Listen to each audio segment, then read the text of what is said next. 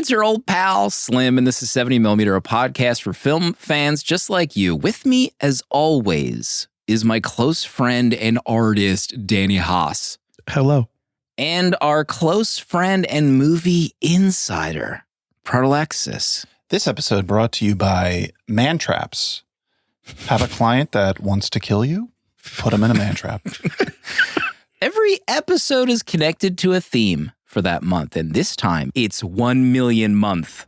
We've chosen movies from the 1 million watch club from Alexander on Letterboxd, movies that have been logged 1 million times, watched by 1 million people on Letterboxd. And Proto's pick, Uncut Gems from 2019. And you can use the chapters in your podcast app to skip right to that discussion. Grace joined our Patreon this week. Oh. And our Discord, I believe. She's here Grace live in chat too. right now? Yeah. Let me read their 1-star review. Oh my God. Logging this at the 50-minute point because I just don't care and I want this to be over. Maestro? No, Uncut Gems.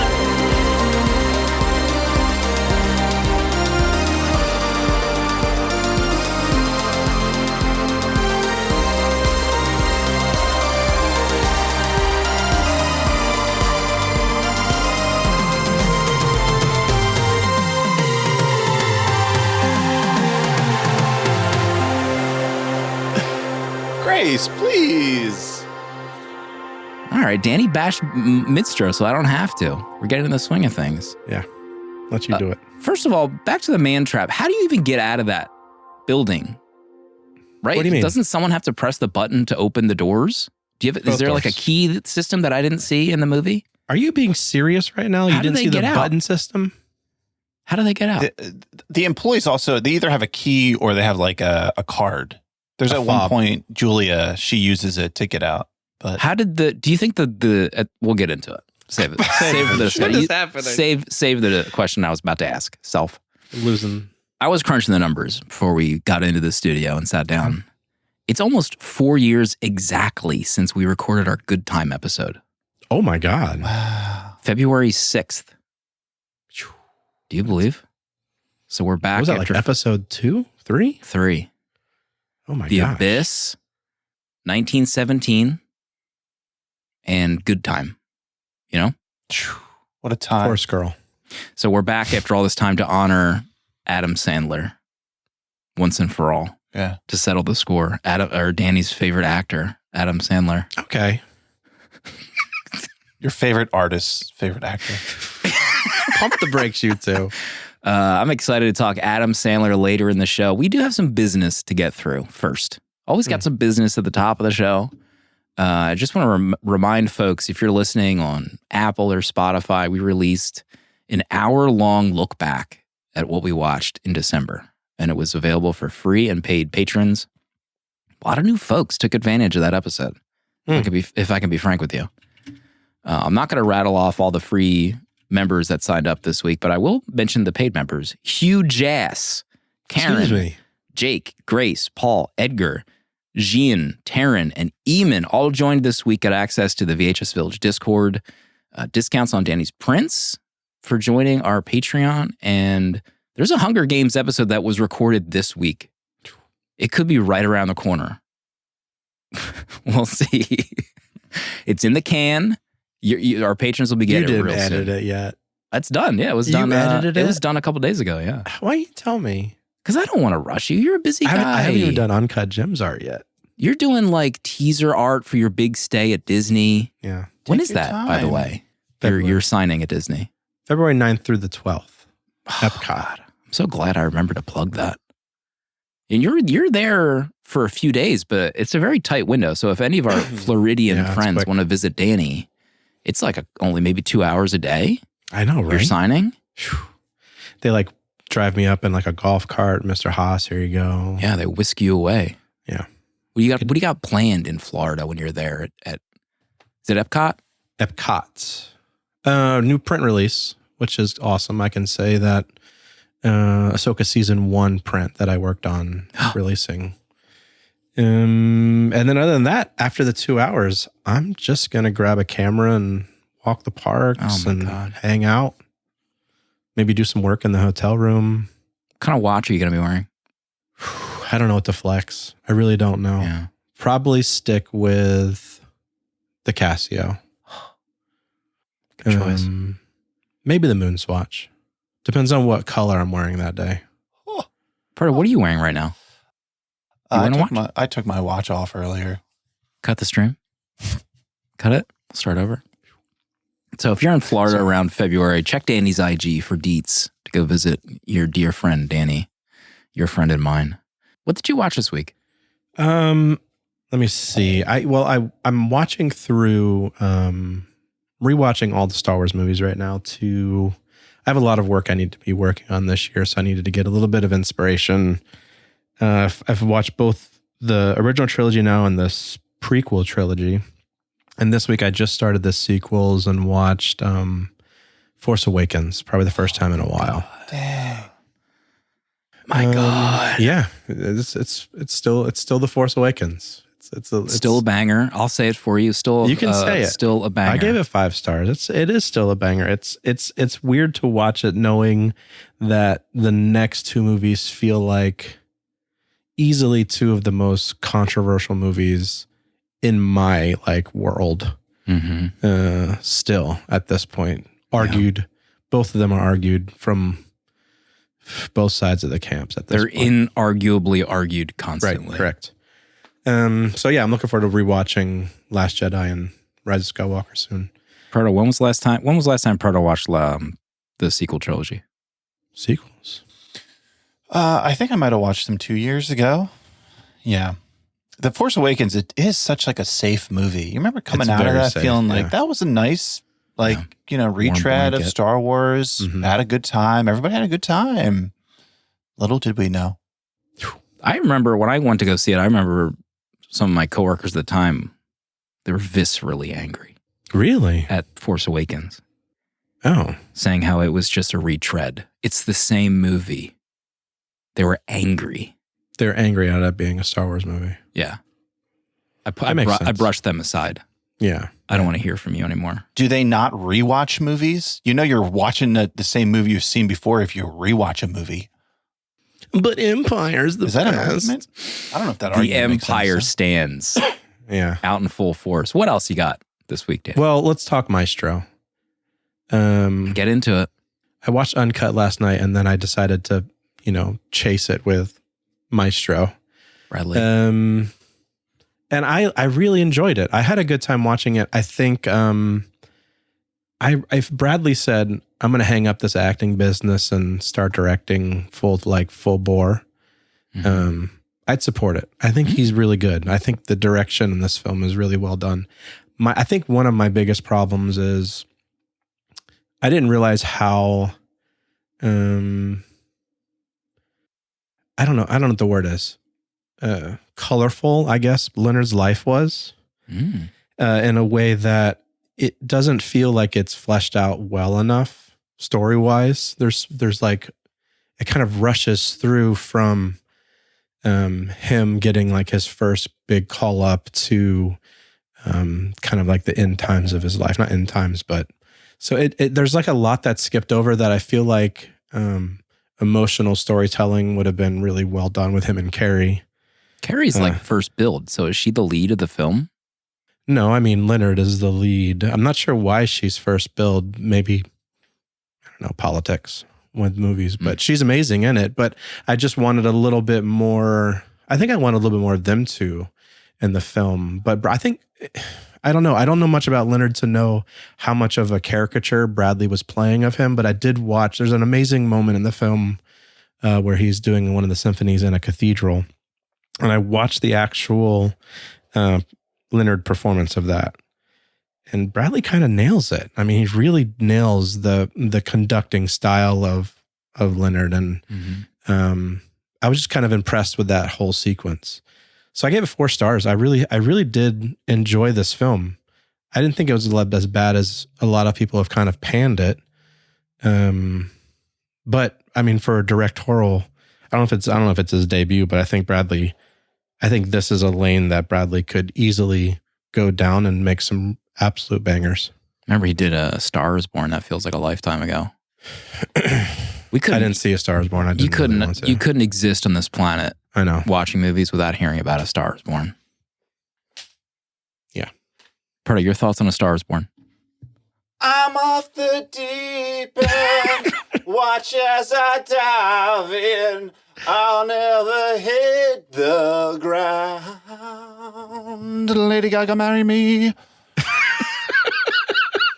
You gave Maestro 3 stars, Proto. Yeah, I think you said similar things. You wanted a little bit more about Lenny. Yeah, I mean, he is such a colorful character. I agree with what Danny's saying, but it felt like it was almost purposefully like held back in certain places where it was like there was something lying underneath, like maybe a subtext, and you wanted it to go there, but it really never did. It felt like a Wikipedia version of someone's life rather than the the sourced material. Are you going to give it a chance? Slim? No, I don't have a strong desire. If I need to do it for some Letterboxd related We'll make some phone project, then I'll probably fire it up. But it's my next pick, by the way. oh, get the heck out of here! Musicals Month, Volume 2. We did Musicals Month already. It's not right? a musical. It's not. Tangentially music related month. Composers Month. Let's see. Oh, by the way, I called out Grace's review at the top of the show. I meant to say that Grace won the free year of Patron for that review. There you go. Do I want to talk about anything that I watched? Skipping right over Proto. Changing it up. Thank you. Because Proto's been grinding. I watched The Hunger Games. If folks want to hear our thoughts, you can listen to that episode, become a patron. It's going to be right around the corner. Amazing episode. I watched Anatomy of a Fall. I think someone asked if I had seen that. Yes. Very good. Very good. Sandra Hüller. Where's that streaming at right now? It's a perch, my friend. Okay. Got it. It is, I'm not sure. Do you guys know anything about it? Like the plot? I know nothing about it. I think I saw a trailer, but I think I watched the trailer when it first dropped, but it's vague in my mind. The buzz is about like a dog doing well in it, the palm dog. But it's a woman is suspected of her husband's murder, and their blind son faces a moral dilemma as the sole witness. So it starts out with Sandra like conducting an interview in their home. Her husband, they're going through some things, is like renovating a floor upstairs. The son, who I don't think is 100% blind, he's partially blind. He takes the dog out for a walk. He comes back. His dad is outside of the house, lying in the snow, dead and bleeding. And he yells for his mother. The mother comes out. She sees what has happened. And then a trial, an entire process happens because as the viewer, you don't know what happened. So it's left to you to kind of view her talking to her lawyer, hearing from the son what he remembers, in those moments. And then a trial proceeding that takes place. So you're kind of there almost like as a juror to piece together what potentially happened. So it's like a courtroom drama. I thought the courtroom aspects was so fascinating. I guess any courtroom outside of the U.S.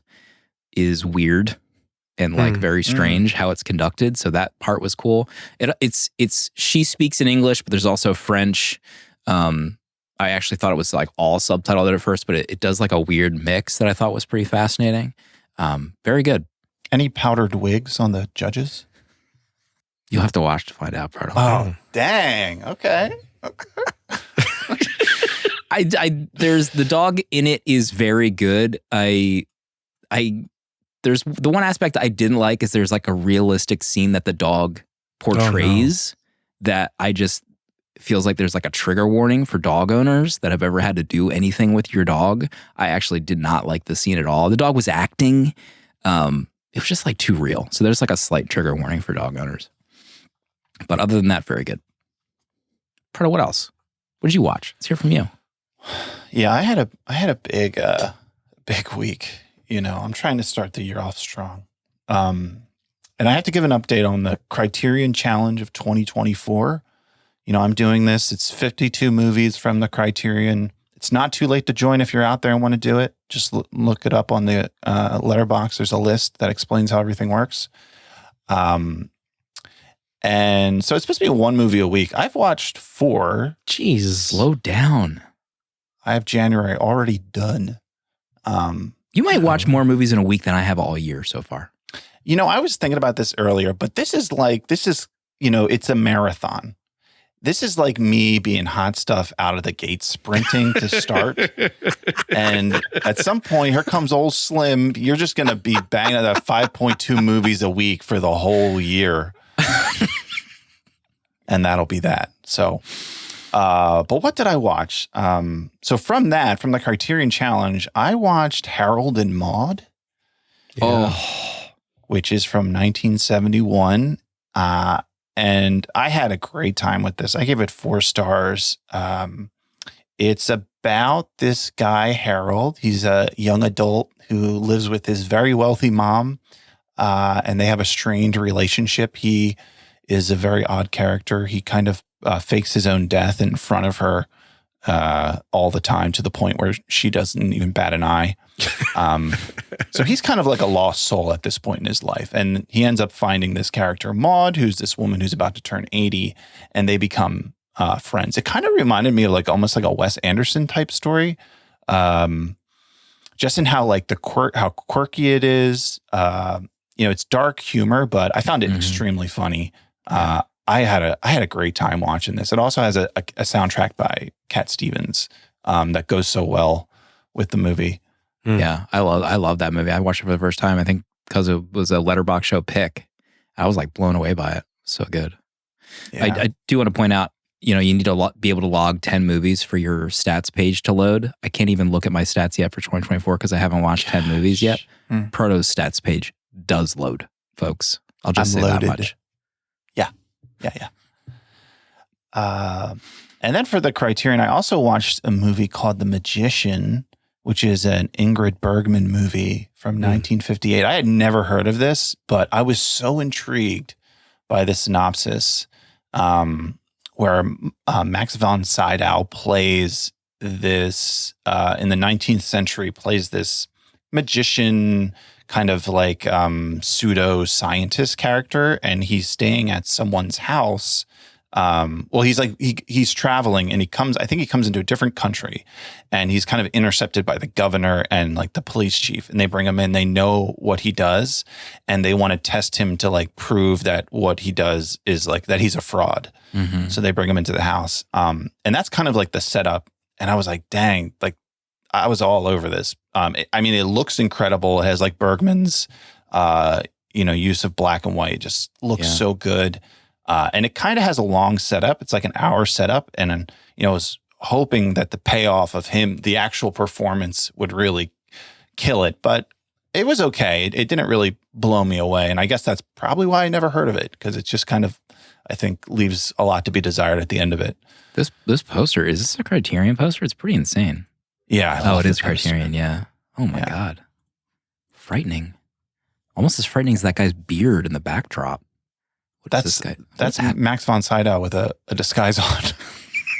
You mean to tell me this beard is fake? Oh my God. Poor guy.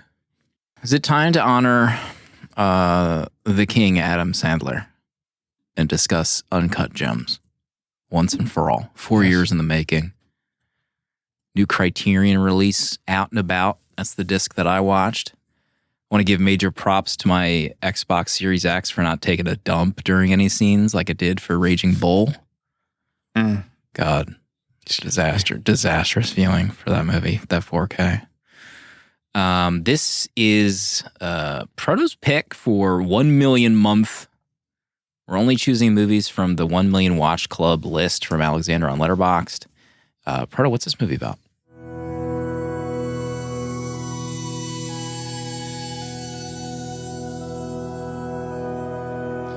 God, how about that score playing behind us right now? God. Untouchable score. I was listening to it earlier today. Just let it wash over you.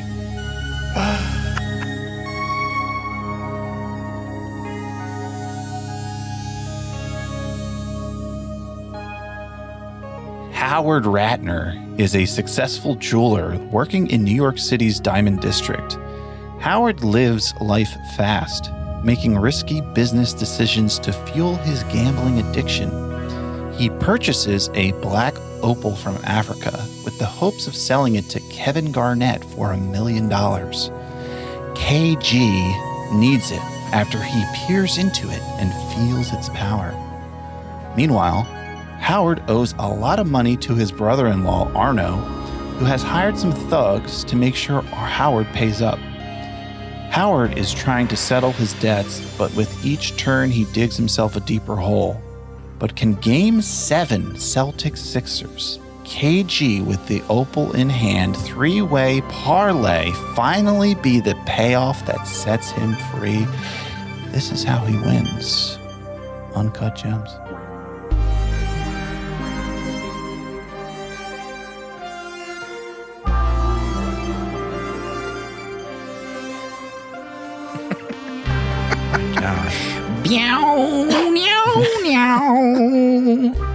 This is him chuckling, imagining and hearing again Sandler saying KG with like his bottom jaw just kind of like hanging, like KJ.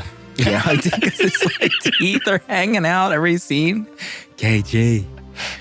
Oh my God. Danny, what was the first Adam Sandler movie you've ever seen? And how was that experience for you? It has to be Happy Gilmore, right? I don't think there's anything before that I would have seen. And I know you're trying to throw me under the bus here. No, with my not love of Adam. But yeah, it has to be a Happy Gilmore. And I remember at the time, because I was so young, not like kid young, but teenager.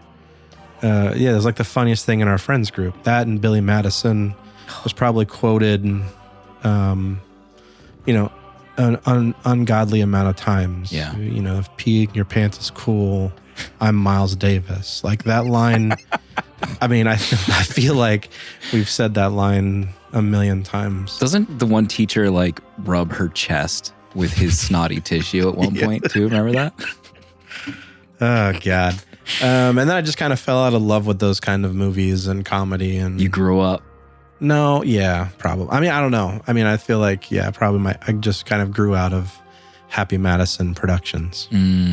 Kurtz is in chat. I feel like Kurtz and I probably watched Happy Gilmore on loop back in the day. So I was 13 when it first came out, but that was a tape, a DVD, whatever the hell format it was on, constantly. I mean, Shooter McGavin was one of the best characters in easily cinema. The best cinematic villain ever created. Like I rewatched Happy Gilmore this year, and it still maintains 5-bang status. Wow. I gave it the old "This movie changed my life" Letterboxd review, so you know it's real. Oh. I think Billy Madison. I'm not sure which was the first. I want to say Happy Gilmore was the first, so I would have been 13 or something. But then I went back to watch Billy Madison, and Billy Madison I didn't love as much. And then, I mean, you go down, you talk about a filmography, The Wedding Singer, soon after. I think I had the same exact review for that movie. That movie changed my life. 5 stars. And then I think I started to fall off a little bit. I didn't love Waterboy, and then he does The Big Daddy, Little Nicky, and then he goes on. Waterboy was big for us here in Orlando because it was filmed a lot here at our Citrus Bowl Stadium. I think I said in one of the shows. I remember a bunch of kids skipping school because you got paid $50 to go sit in the stadium while they were filming that day, one of the games. And then like his mama's house, I think, was built on one of the studio sets here at Universal Studios Orlando. The whole like Bayou house. Proto, do you remember? Way back when? I think it might have been Billy Madison. But it could have been Happy Gilmore. It was one of those. But I didn't see them when they came out. It would have been a few years later. Definitely, and I don't know why, but the movie I've seen the most of Adam Sandler is definitely Mr. Deeds. I don't know why, but I feel like me and my friend, we would just put this on all the time. So I feel like I've seen that 5 or 6 times. Is he like a rich guy in that one or something? I honestly don't even really remember. I think he is like a rich guy. I'm looking at his page on Letterboxd. 8 Crazy Nights. I feel like I had a run rewatching that movie for some reason. Anger Management. And then obviously Punch Drunk Love. Punch Drunk Love is one of my favorite movies. That was his first, Changed the game. memorable foray into acting, the capital A, I guess. PTA. What about Punch Drunk Love with you, Danny? Do you have any thoughts on No, I Punch never Drunk saw Love? it. I think I'd already fallen out of love with Adam by that point. I don't think I saw anything of his past Wedding Singer. I think Wow. I'm not seen anything that he's done. Spanglish. No, I think 50 like First Uncut Dates. Gems was probably no. I didn't see 50 First Dates either. I just didn't care. Like I was so fallen out of love with him and that style of him alone, but just never went. Deuce Bigelow, male gigolo. Rob Schneider is a Wait, is that where character. Is that where he does like a ton of coke from us and like he says I should buy a boat? I don't know. Proto, your thoughts on Punch Drunk Love? I remember that movie. I haven't seen it since my first viewing. So it's probably been like 20 years, but I remember being floored by that movie. Mhm. I mean, Adam Sandler month? That could be huge. I was talking to someone, it might have been on the Letterboxd show, about how Punch Drunk Love and I guess American Beauty were movies for people of a certain age that were like, I guess maybe like you discovered that movies could be films. Yeah. Like there's something more than I've seen and like I'm able to connect with on a different level. And that's what kind of like Punch Drunk Love was. I think I was still working at West Coast at the time that came out. And I think that was my first PTA as well. God, everything changed after that. Yeah. PTA month when Oh my God. wow, we could do Boogie Nights, Phantom Thread. The Master, Licorice Pizza, There Will Be Blood. All right, pass. Danny has passed on Danny fell PTA asleep. month. Sorry, everybody. We tried our best. It'd be fun to do a like theme vote on Patreon. Maybe we put forth like 4 themes and see what A theme wins. vote. That's like a a good idea. PTA month and something else. Figure We something could else put PTA up right when we do Oppenheimer. Okay, Uncut Gems. We talked about how, I wish I had time to go back to our Good Time episode because I believe around that run of this early goings of the show, we had watched, I think we had watched Uncut Gems when we were talking about it. Oh, That's the whole reason probably why we did Good Time in the first place. The other Safdies movie, rest in peace to the Safdie brothers' working relationship. Proto, do you want to start us off? We'll go around the room. We'll drop some notes that we had written down, and we'll come up with our final Letterboxd rating to end our discussion. Yeah, my first point, it's really Adam Sandler and how he is just on a different level in this movie. And I think he's great in dramatic roles, like in Punch Drunk Love. I think he's fantastic. I think what also helps in this is just like this role was like made for Adam in so many ways, because you see like the seriousness and the drama that he had in Punch Drunk Love, and combined with his personality and just like his mannerisms and the way he speaks. And it's just like a perfect mixture for like, it's like the Safdie brothers like made this character in a lab for Adam. And just his performance, it's so convincing of just how consumed he is by if it's his gambling or just his business or whatever's on his mind. Maybe my favorite scene of the movie is when he's back at home watching that first Celtics-Sixers game on the TV, and his wife is telling him to go say goodnight to his son. Just the way, like, he can't get himself off the couch, like he can't tear his eyes away from the TV. Like it's so good. Like I forget that he's even acting. It feels like someone's just recording a guy's life in those scenes. It's so amazing. Yeah, it's crazy to me that he didn't get an Oscar nomination for Best Actor. And I think he won the Film Independent Spirit Award actor. So I had to go back to look to see who was nominated. This was the Joker year. Joaquin. Also, Jonathan Pryce for The Two Popes was nominated. Antonio Banderas for Pain and Glory. Danny, cover your ears. Leonardo DiCaprio for Once Upon a Time. And, take your hands off your ears. Adam Driver for Marriage Story and Joaquin. So that was the nominated group. No Adam. It makes me honestly sick that he didn't get at least nominated. I think he could have won, but at least a nomination. Come on. Oh, for sure. I would have put him ahead of maybe tied with Leo and Joaquin. Mm-hmm. So yeah, the fact that he's not nominated is insane. It makes me ill. Yeah, you're right. He does feel like a genetically created character that we're seeing on screen. That's how good he is in this role. Let me just posit a theory. Let's hear it. Timothy Chalamet in this role. Wait, what? I don't even. That's the one role he couldn't have worked. It had to be Adam. We finally found it after 200 episodes. God. The way I look at Adam in this is like how I looked at when I saw like Robin Williams' first like serious role.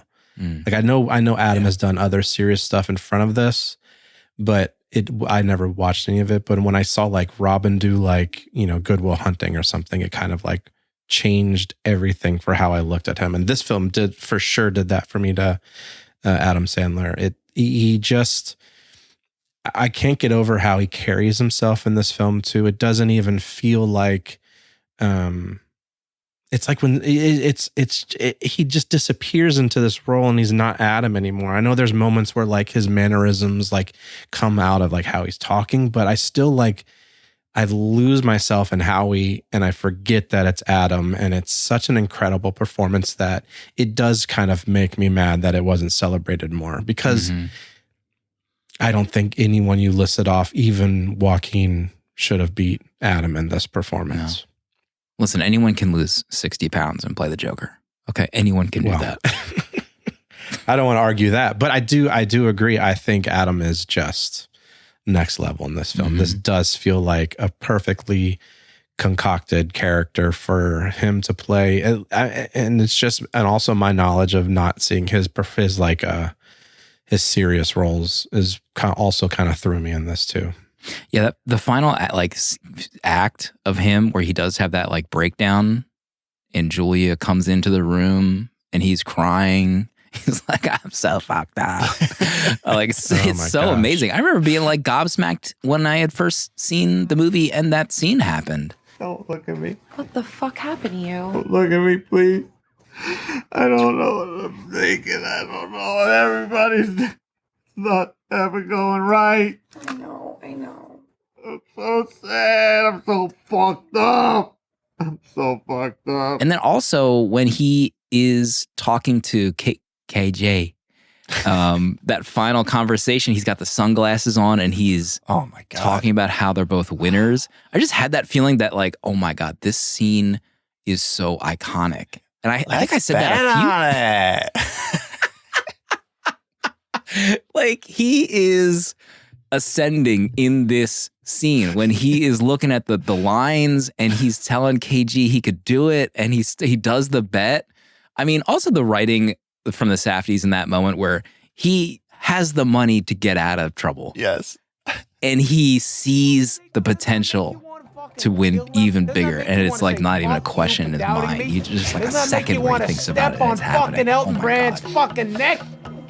Come on, KG, this is no different than that. This is me, all right? I'm not a fucking athlete. This is my fucking way. This is how I win, all right? All the fucking hard work I do, all the fucking ass kicking and the dues I pay, you're not gonna score on the big one? On game 7?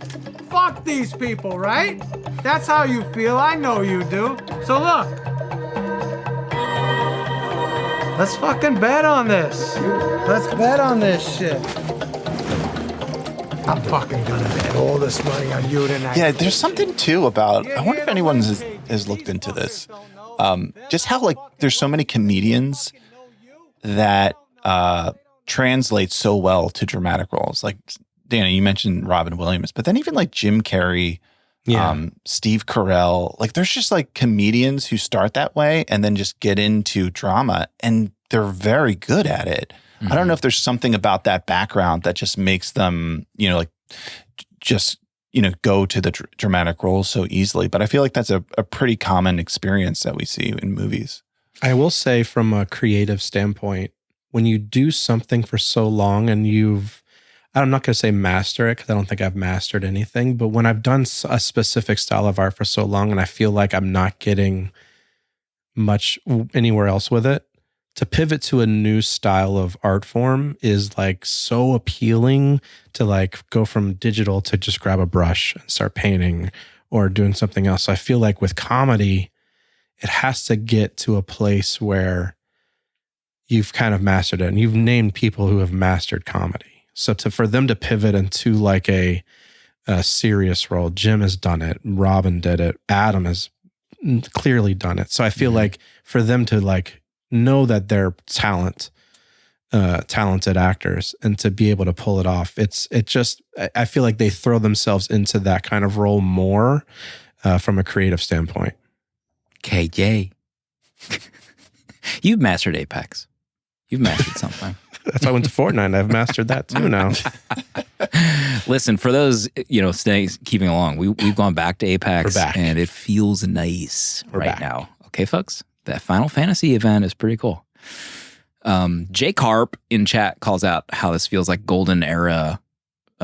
For me, seems like everyone's watching this December 2019, March 2020. That was like, I mean, looking back at the size of Letterboxd pre-pandemic and like early on, I feel like there was only 2 million members of Letterboxd, like early pandemic. And now it's at like 10 million. So that was kind of like the heyday. I always view that as like the early days of Letterboxd, even though Letterboxd had been around for years by that point, but that's when like things really started to amp up. Yeah, you can almost pinpoint like when this like movie podcast kind of came onto the scene in January. You do the math. When, Yeah. Remember we said we were the only movie podcast. Right. So. Yeah, how many are there now? Can you imagine someone going back to those early episodes and like hearing that bit? Be like, what are they talking about? You're not the first. Finally, a podcast about movies. Hopefully they got the joke. I'll go next. I just want to quickly touch on the music again. Yeah. Danielle Lopatin. I mean, from the onset, you start to realize like, I'm in for something here with this movie. And that music is pulsating. You have that weird intro, the kind of like pseudo view of the universe / colonoscopy. And the music is just like vibrating. It feels so, I don't know, it feels great to hear the music in this movie. And I made a snarky comment in my review about Daft Punk retire. Like, you could never touch this. Like, get this Tron Legacy business out of here. Jesus. That's Slim talking. Yeah. That's Slim. I almost typed Tron Legacy soundtrack is the Aragorn breaking foot of movie scores. But I thought better of it. But there's just this music. The music is pulsating the entire time. I love the music in this movie from Danielle Lopatin. I don't know. I'm assuming you guys feel the same. Proto, what did you think? Yeah, I love it too. And I think of the things in this movie, when people talk about it, they talk how it causes people anxiety to watch this. They're stressed out. There's a lot of tension. There's so much chaos.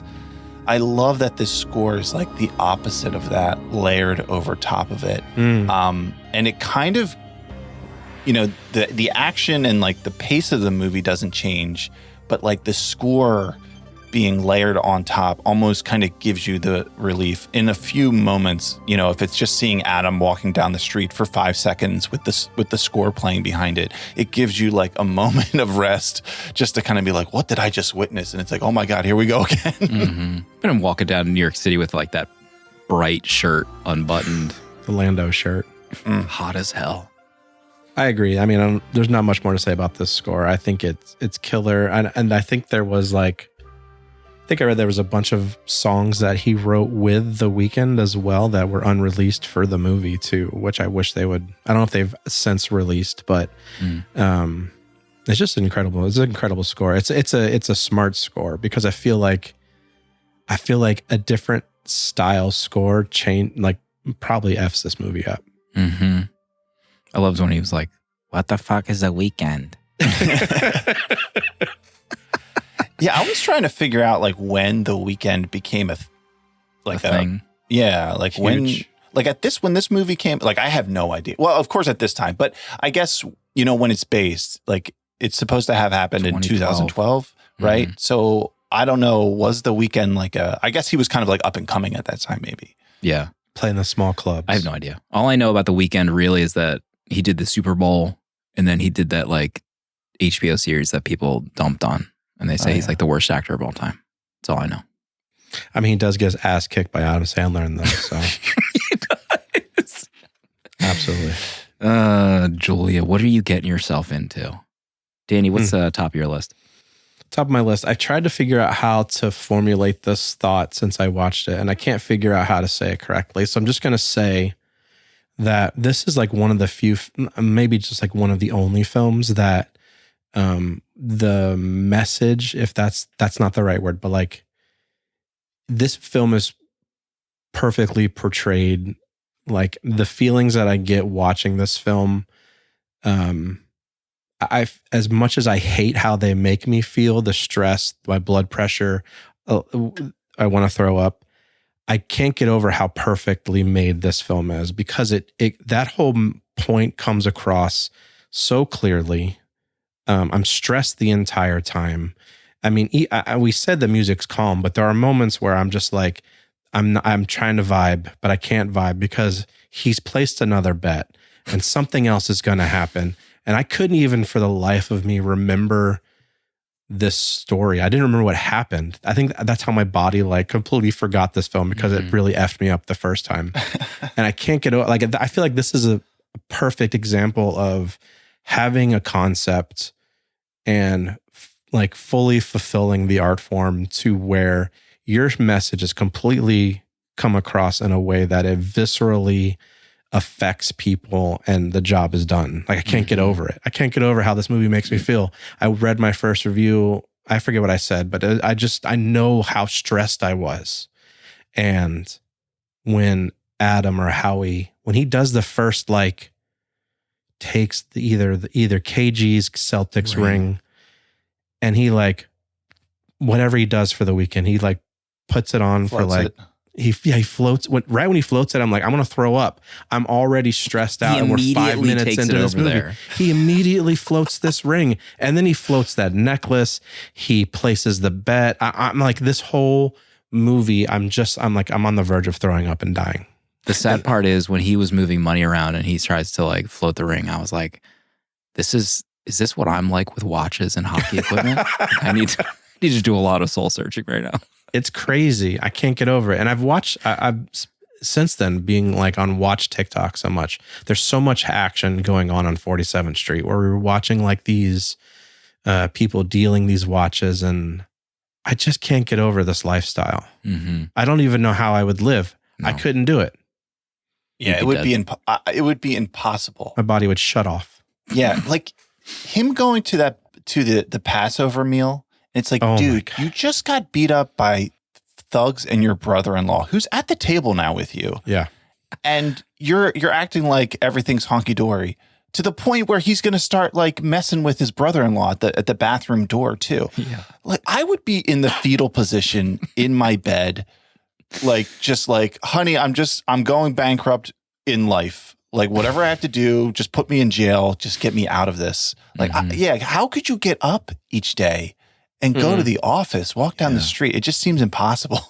Yeah, the gambling addiction stuff was so crazy in this movie. So well done. I loved seeing when they like showed Arno at that table. Oh my God. The way he can stare straight through Howie. Yeah. The looks at it. I mean, just sitting in that when he's locked up in the vestibule, and it's just that every performance in this is just numbing. Eric Bogosian as Arno. So I remember like when this movie was happening, he was like kind of like a name, like it was a thing that he was in that role.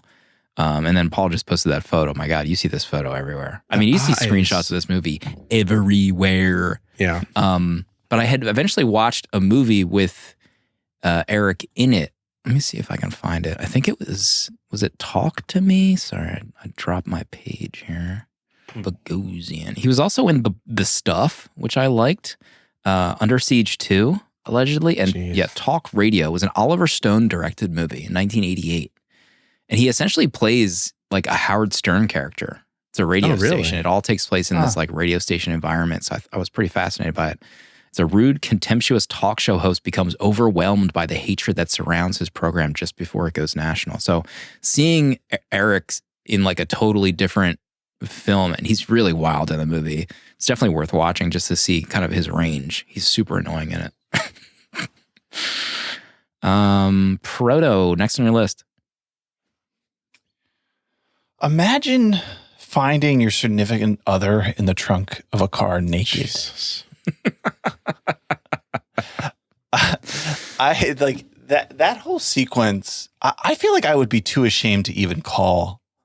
Like I would just sit in there, like I don't know. It's just so crazy that he's in this situation, and I love his wife's response to just kind of, she sees him and it's like, oh, again, and it makes you wonder of like what has happened in the past with this guy that she just sees that and just scoffs and turns around. But I remember that, and then while I was watching this, I had like a flashback to when the first time I watched it, because there's a scene where he's like at the house and he's like taking trash out to the house. And because of that scene, I had like the sense in this movie that like anything could happen. Like anything was possible. Like I was thinking, is he about to get jumped while taking the trash out? And being like on edge watching it the first time, like it's such like the first time you watch this movie, it just feels like anything is possible. Based on what happens before it. And it's a wild ride because of that. I remember thinking when he hands KG the container holding the opal, I remember thinking like, is it actually going to be in there? Like I remember some other shoe was like about to drop where it was just going to get even worse for them. Because I mean, just the fact that the opal is changing hands so often and like missing for days, it's so stressful because you don't even know what's going to happen. Like, is he going to get this thing back? How about him? He tells his buddy, his associate, to drive to Philly to talk to KG 2 hours off, like an off the cuff request to go drive to Philly for the practice.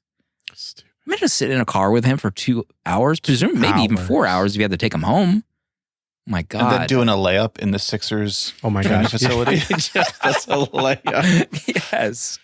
Also, I mean, the scene you're talking about, his wife, about how much she's been through, and he's like talking to her. He's like, they kind of make it sound like they have long decided to end their marriage. It's over. But he like suggests that like maybe we stick together. Oh man. You're the most annoying person I've ever met. Oh my God. She says it like laughing in his face. Unreal. That's how much she's been through. Oh my God. And she didn't feel any part of her was bad when she said that to his face. Amazing. Yeah. That's Idina Menzel, right? Yeah. Queen. Idina Menzel. Yeah, the cast in this thing is like so perfect. Plus using all the real like local jewelers, and people that run those businesses in that area. I think my favorite scene with like just the locals was when he goes to get the ring back, and it's like days after the guy said he would hold it. He's like, "Booby, what's going on? Everything okay?" And they're like actually concerned about his like well-being, and he's like asking him how he's doing. I thought that was a great scene. They're real jewelers. Those two brothers. I mean, the amount of people who are actually just people who were in the business. I mean, even the two bodyguards to Arnold, where I think were cast off the street. Wow. Yeah, I remember reading that it says that the Safdie brothers were like researching for 10 years for this movie. So I guess they were like, in there, and they got to know the people, and like that was part of their research. They get familiar. I would just wonder like what that whole process was like, if like they were walking around and talking to these guys like, "Hey, we're planning on doing a movie. You have any interest in being in it?" And like how much did they know of like what they were getting into and like what it turned into? What's crazy is the character of Howie is based off of their father, who was a jeweler in the Diamond District. And then Adam's assistant initially turned down the role, and they gave it to Jonah Hill. And Jonah Hill was actually like Howie until Adam came back for the role. But I couldn't believe it being Jonah Hill. Not that I think Jonah probably could have pulled it off fine, but it's hard to imagine anybody besides Adam in this film. Yeah. Danny, your second point? My second point, I think Julia has to be brought up. I think she's incredible in this. Her ability to, I don't know much of her filmography. I think this is like one of the first things she's done. I know I watched an interview where she had said she was tied to the Safdies like at the beginning mark, the beginning of the 10 years, and wasn't sure when she'd actually get the role, but she also done a bunch of stuff like before acting. She's like model.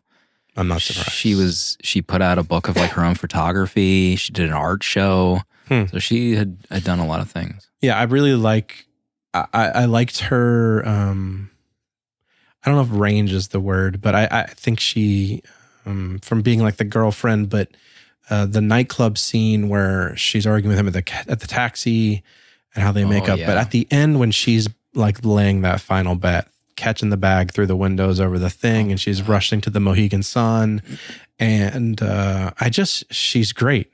But I think almost everyone like that was cast in like a real speaking role really just nails these performances. Like Lan Keith, if you say, I don't think I say his name, but like everyone's amazing in this. About him watching her in the lingerie from the closet. He's typing the text messages. Oh my God. Yeah, she's incred in this movie. I mean, how many people fell in love with Julia Fox when this movie came out? Like everyone? Everyone did. I mean, yeah, until... Just if you're listening to this podcast, just admit it to yourself right now. What happened in 2019 or 2020 and beyond? She's incredible. Yeah, I love that. The club scene with them is so great. It's so chaotic. Of just like, it makes me wonder, like, how do you even do a scene like that in the club and like spilling outside, and their argument at the taxi is so good. That's one thing I love about this movie also is how there's so little that's explained to you. I remember the first time watching this just being like, who is this guy that's hounding him for money? You know, there's really nothing explained. And then even like the two thugs, like there isn't much explanation of them, or really so many, or even Julia. You don't realize Julia like works for him until she like shows up in the office like the one day, and you're like, oh, that's his girlfriend, but also works for him. And I love that when stories are written that way, because it adds like this layer of mystery of like you're uncovering details, you know, as the story unfolds. And that makes, I think, rewatches so valuable, but it also just adds like this spark of discovery throughout the movie as you watch it, as your like details are revealed. I think, you know, a lesser writer or director would kind of have a scene where it'd be like, oh, I need to call Julia my girlfriend, you know, but they don't do any of that. They don't really hold your hand at all. They don't set anything up. They just kind of like just throw you into the mix. And I love that about it. He has a great line too, where he's talking to her, get some rest. You need to remain attractive. He says that to her. How about them casually dropping a nod to Good Time in this? Did you catch that? No. They literally referenced the movie. How he's walking down the hall, his son has to pee, and he's like, "Did you ever see that film Good Time? This was the dad in that. He's a stand-up guy." I didn't even hear that. Yeah. Another thing about Julia, I loved. She left the Madonna song on in the apartment. How good is Madonna? Where is a Madonna? You don't want to ask that. Documentary? You don't want to ask that question. Where Madonna is right now. I have looked at her not IG. Pull up that. I'm sorry. Let me rephrase. I don't want to know where Madonna is right now. I have looked at her Instagram. We won't discuss it, but I want a like long form Madonna documentary. I'm just so fascinated about like these people who were like, she was like a god for years. And she just reinvented herself over the years. Like, I want to watch a long documentary, pretty well done, about like her history, all the ins and outs from the 80s and 90s. I'm just so fascinated currently about that era. Dick Tracy month. That, and also, he also wants a Michael Jackson doc. Yeah, he wants all Remember the that, docs. Slim? Seems like our DMs just aren't safe anymore, folks. You know? Yeah. You say God, they named Michael Jackson. All I said was I need like a documentary on this era. Like Michael Jackson was in this era. And again, there are documentaries out there. I know some of them were like exposés, but like I want something that includes an exposé, but like everything before as well. Ken Burns, please. What is Ken Burns even doing right now? How many Vietnam docs can you do? There's Right? a lot to talk about. All 40 Faceless. hours of that Vietnam doc. I remember when that came out, it was so hard to watch that show if you didn't have cable. Or if you were tired. Proto, final point. Oh, final point. Well, let's talk about the ending. I still feel like conflicted about the ending. I guess I want answers as to why the guy kills Howard. And obviously, and I guess it might be as simple as that. He's a live wire. He's a hothead, and he's just had it up to it with Howard. And maybe that's it. Like, Howard has, he's pushed it far with everyone in his life, and like he's finally pushed it too far with somebody who just won't take it. Mm-hmm. Like the moxie that Howard has when he slaps that guy in the office. It's like, dude, this guy yesterday, he karate chopped you in the throat, punched you in the nose, and then threw you into a fountain. And he's in your office now asking for God knows how much money, like over $100K, and you're going to slap him in the face? That's so insane. Yeah. But that whole sequence, I mean, it's amazing where he has them in the man trap. But the fact that he comes out and shoots them, it's so jarring. And maybe that's the whole point of it. But I'm curious as to how you guys feel about it. I remember being like shocked when it first happened, when I first saw it. But it, like, even on this rewatch, it makes total sense. Like I think that's just like his personality. He's surrounded by people that let his behavior happen constantly. Like, the only person that got tired of it was the dude that like quit. Remember at the beginning of the movie when he like unpacks the fish and the opal? But that's like, just like you said, like the one guy who he probably shouldn't have effed with, that just had enough of his BS and ends up costing him. And then he opens the door because he's so proud of himself and so cocky because he won. So he's Right. like, I'm untouchable, So I still enjoy the ending this time around. I think by this point, I'm hooking myself up to an IV, getting fluids, my blood pressure's through the roof. So at him coming out and pulling the trigger, I knew it was coming again, but it still is so shocking. Like it's just, there's no pause, there's no slow motion, there's no Howie getting one more chance to talk his way out of something. Like, this is the end of the rope. This guy is just going to pull the trigger. And it is so visceral. It's not even like hard. Like, it's not even hard to watch. If that makes sense. Like, it's not even like gory, or his head doesn't like explode from the gunshot. Like, it's just a bullet, and there's a pan up to the amazing shot with the mirrors, and it's such a weird like relief. Like, it's like a good relief. I don't know how to explain that. Like, the movie's done. He's dead. It's all over. Free. The bet lands. She gets the money and she gets out of there. Like, everything kind of comes to a head, and we don't have to watch this guy stressing me out for another 30 minutes to an hour. It's really weird. It's a weird feeling at the end. Mm-hmm. We haven't even talked about the auction scene. Remember that whole thing? Throw up. Oh my God. Judd Hirsch.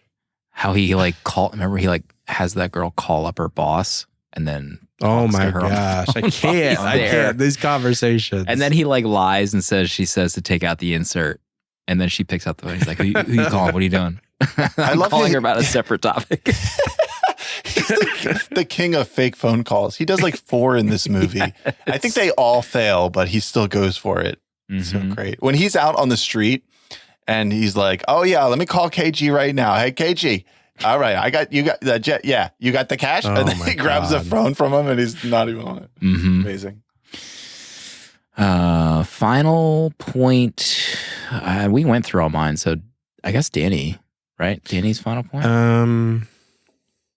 My final point was going to be the ending. I'm trying to think if there's anything else I wanted to bring up.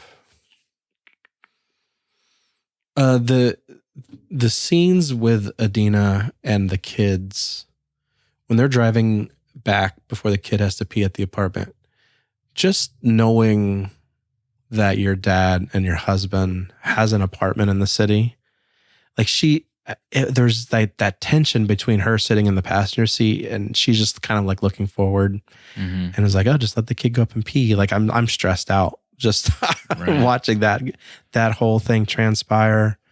The kids asking about the Julia in the apartment, about the hot girlfriend or whatever. It's not mom, is it, or something? It's just these conversations kill me.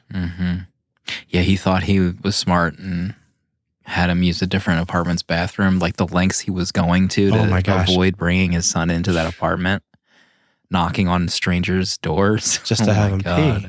Yeah, he lies as easily as he breathes. Yeah, like just without even thinking about it. Yeah, it's a nice apartment. Must be nice. Honorable mentions. Final rating: Proto Lexus.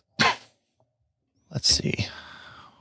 Oh, the scene where KG first comes in and he pulls out the opal and he's showing it to him. I love that whole sequence. I think he says "old school Middle Earth" about the opal. That's an amazing line. There's a couple of lines I wrote down too from that scene. He's like, "You can see the whole universe in an opal. That's how fucking old it is. Dinosaurs looked at this shit." Yeah, the dinosaurs. Him watching the game laying on his kid's floor and the kid just like looking up at him. And he's like, he's pumping to himself. Like the way he watches sports, like I cannot imagine. Oh my, it looks so painful the way he watches sports. Yeah. Oh my God. If I got my father-in-law to drop 190,000 by accident, God, like how do you go on? I mean, he arrived and left in a nice car with a driver though. That rolls. Right. A Phantom. Yeah, maybe that's like still 10 grand for normies.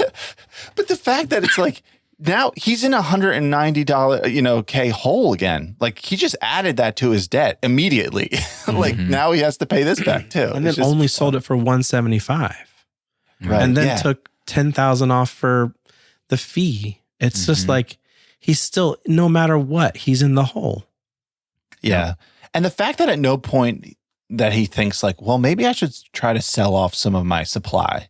He has a jewelry store. It's full of stuff. But like maybe that's the case. Like maybe he just has no cash at all with anything. Well, like, he was selling his buddies' strapped. watches. Remember, he like was supposed to be just storing the like stolen or fake watches, and then he realized that like half of them were gone. God. Yeah, Damani like freaking out in his office. When I saw this, I didn't even know who Lakeith Stanfield is. But I've seen a few more movies with him now. Sorry to bother you. I saw something else he was in. But I love him too. And we said it before, like the cast is just dynamite. It's like everybody is so good. I think even KG is amazing. Like that scene of him in the office is so good. They're both, just the chemistry they have. Haunted Mansion, you probably just saw him in. Haunted Mansion. He was in Get Out. He was in Knives Out. Atlanta is what I knew him from before. Yeah, I'm bumping this up to 5 stars. I really love this movie. I think it's incredible. It really is incredible to me, every aspect of it. And fortunately for me, I don't feel stressed when I watch this. I just kind of enjoy the craziness of it. So for me, it's just a fantastic time. And I should buy the 4K. Oh gosh. I posted an IG story of me kissing this thing earlier. Did you? It's beautiful. Boomerang. Remember boomerangs? Public or the fans, friends? It was public. It wasn't close friends. My God. Public kissing Boomerang. Boomerangs are coming back. I'm going to bring them back.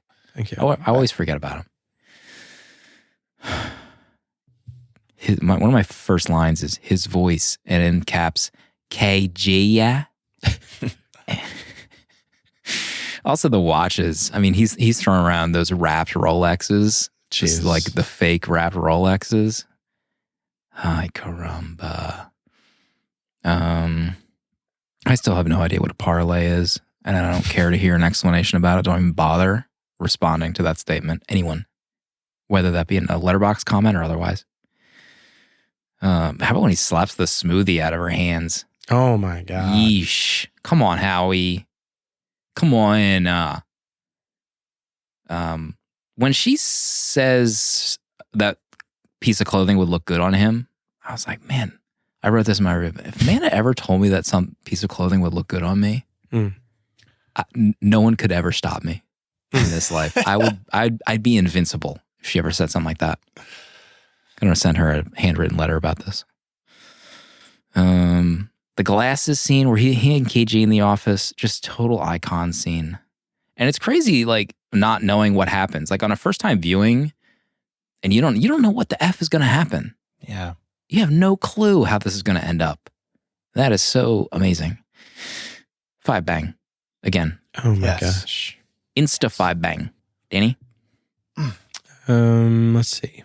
Before Sandler started filming, he had 49 nights of stand-up. Dang. Wow. What the heck is Adam Sandler doing stand-up about, you think?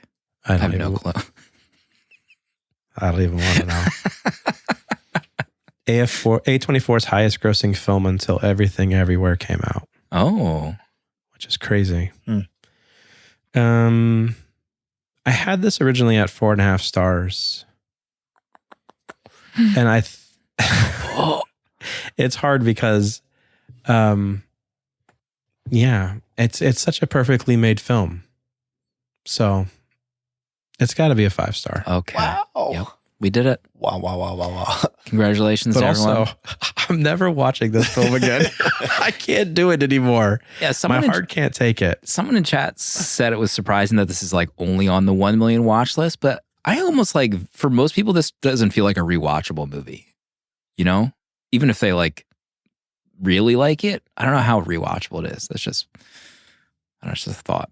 I do want to get the Criterion. So, I mean, I don't know if there's enough back matter to watch through as well to see the making ofs. I don't know what's in it. I did not have time to go through. There's an audio commentary featuring the Safdies, writer and editor Ronald Bronstein, and producer Sebastian Bear McClard. And there's also interviews with some of the crew, cinematographer, costume designer, production design. Screen test featuring actors Adam Sandler and Julia Fox. 2020 short film featuring the Safdies. So a bunch of other stuff. A full performance of The Morning by The Weeknd. So there you have it. That could push you over the edge. I saw Julia Fox. She had a memoir that came out last year. It's kind of interesting how she's kind of still, like, hasn't become like an actress, but she's somehow stayed within like the public sphere as like a celebrity person. Right. Internet personality, celebrity.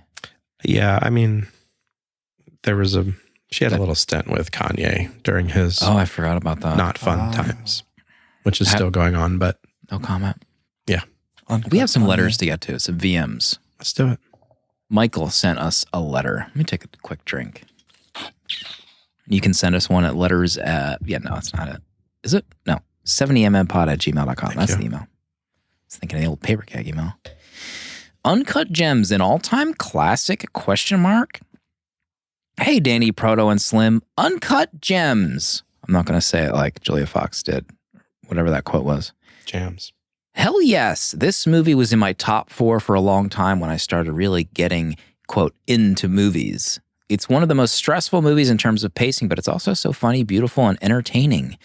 Adam Sandler's performance is absolutely legendary and horribly snubbed. And I love how the Safdies cast background characters so that they can just be themselves. Julia Fox and Lakeith Stanfield deliver really unique, great performances. And how about Kevin Garnett playing himself? It feels like such an Adam Sandler move to cast a celebrity as himself, but the way Garnett's performance ties in with the real-life 2012 Eastern Conference semifinal footage was masterful. Also, how about that Weekend concert? The vibes in that scene with the neon and the music, so sexy. This movie means something special to me because when I saw it in theaters, I hated it. I think I just thought it was a bad time and couldn't look past how stressed out it made me. I also thought the ending was such a letdown, although now I think it's brilliant. The experience taught me to always question myself and to give movies a second chance from time to time while always remembering just how much work goes into bringing a film to life. Maybe this has been asked before, but are there any noteworthy movies that you absolutely hated at first, which you now see as masterpieces? Sending love to all the fans out there, and thanks, as always, for hosting my favorite podcast ever. Love, Michael_F47. P.S. I really hope you like the Hunger Games movies. And if you don't, I'm so sorry. Thank you, Michael. Great letter. I think one of the most valuable pieces someone can learn is to ask themselves if they're wrong. That's not just about movies. It's about everything in life. Am I wrong? Could I be wrong? I mean, literally, you can do anything if you ask yourself that question. Goodness. Yeah.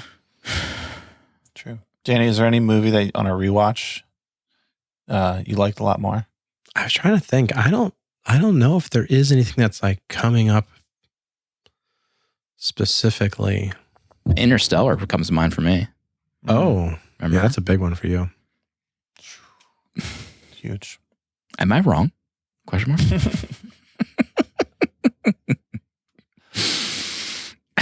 Yeah, I don't have anything. Do you have anything, Proto? I can't think of it. I know there's something. There's got to be something. Should be a letterbox feature where you can see what the biggest difference in ratings on a rewatch is. Maybe someone can make an app for that using the API or something. A movie I'd love to go back to that I think I'd have a change of heart is Gosford Park, which is a Robert Altman movie. And I saw that before I knew, like I'd seen any other Robert Altman or I knew what he was all about. And I think I was like a teenager. So I was just like, this movie's so weird. So I'd love to return to that because I think I'd probably really like it in the way that I like Altman now. I didn't know that Altman directed that. I remember that poster. That must be a West Coast era movie because that poster is like burned into my skull. Yeah, that's one of his last movies. Hey guys, it's Shantana. Just calling in because it is a week of one of my favorite movies of all time, Uncut Gems. Uncut Gems is a weirdly special one for me. It's the release date of when my son was born on December 14th. And we were lucky. We were lucky he wasn't born on the 13th, Taylor Swift's birthday. And it was also Friday the 13th, so that's never a good day. But Uncut Gems Day is one of the best, and Uncut Gems is one of the best movies. True. Adam Sandler's phenomenal in it. He's proven time and time again that he can do comedy however he likes, and he can act however he likes as well. And he did the same with Paul Thomas Anderson in Punch Drunk Love. And now he's crowned the Safdies, I guess, as some of the best young filmmakers alive right now with such a great movie. So thanks for covering Uncut Gems. And if you didn't like the movie, I disagree. I disagree, Danny. Or I disagree. I disagree. But I hope you guys loved it. Thanks. I had that quote in my notes too. I disagree. Friday the 13th, that's been debunked. That's an old wives' tale. That the Friday the 13th is bad luck. You know? Name 50 things that have happened badly on Friday the 13th. Can you? Can anyone? I'm not even going to try. Next VM comes in from Tom with an H. Uncut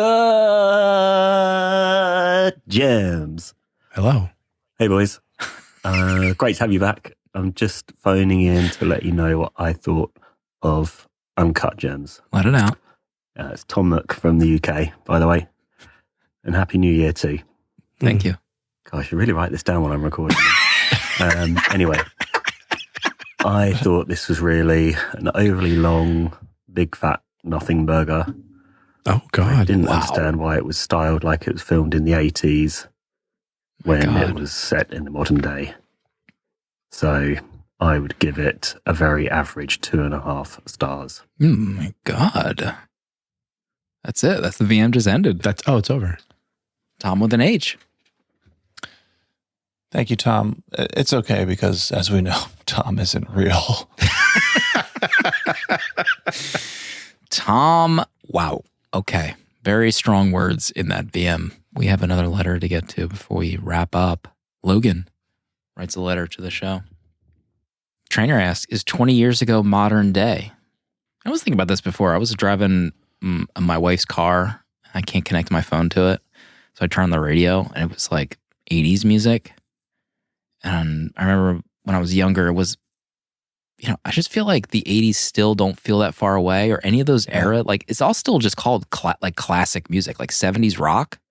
Isn't it still just called like classic rock? Like, nothing has really changed. It just still feels the same distance away.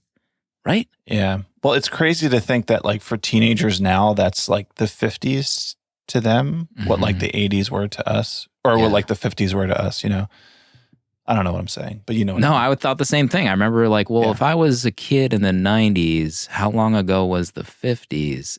I don't like thinking about that stuff. The math is very difficult. I'm so stressed right now. I also don't like math. All right, let's get back to Logan, please.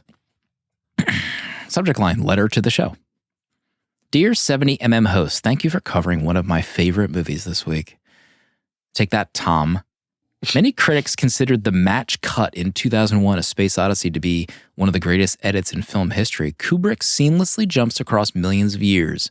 A prehistoric bone hurtling through the air cuts to a futuristic satellite orbiting Earth, soundtracked by the graceful strings of Johann Strauss's The Blue Danube Waltz. However, Kubrick was dethroned in 2019 when the sibling director duo, the Safdie brothers, elegantly transitioned from a beautiful black opal gem to the 4K Dolby Picture crystal clear colonoscopy of the great thespian Adam Richard Sandler.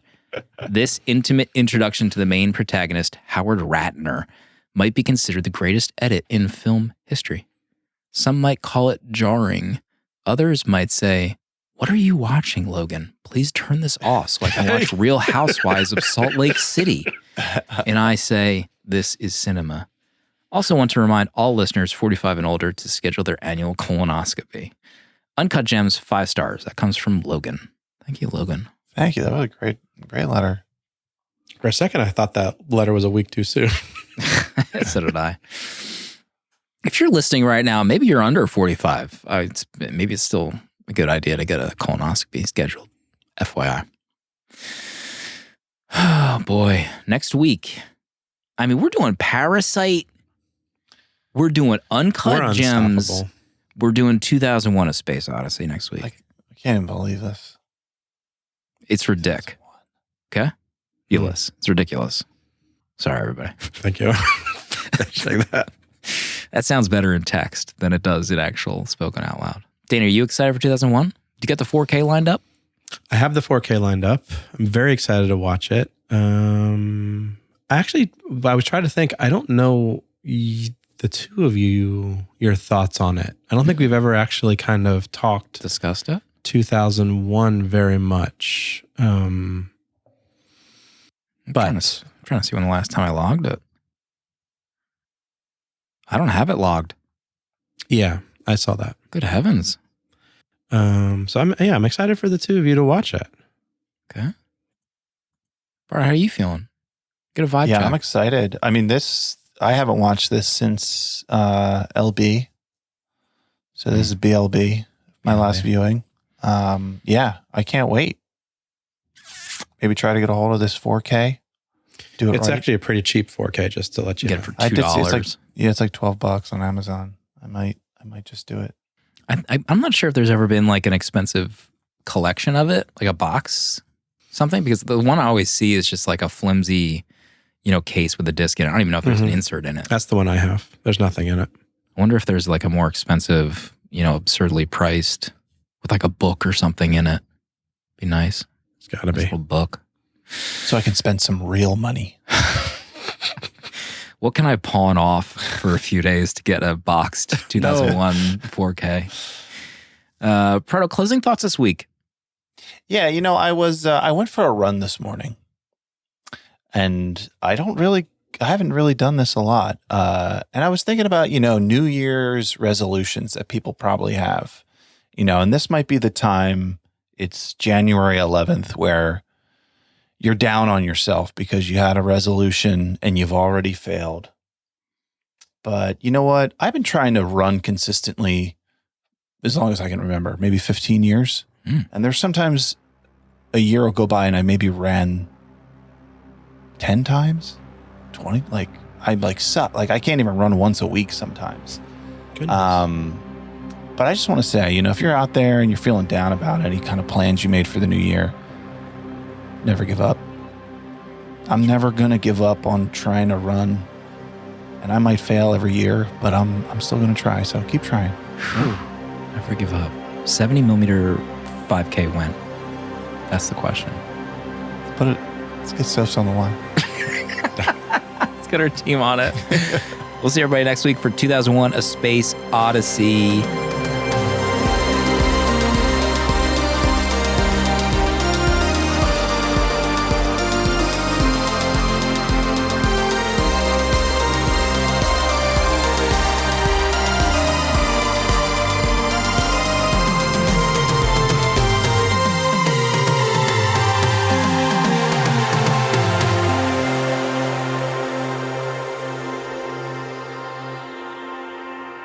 Millimeter is a tape deck production featuring original artwork provided by Danny Haas. Spiritual guidance and V'ger, the robot who loves movies, provided by Pertalexis. Producer at large Dale_A. And music composed by Cinematrix.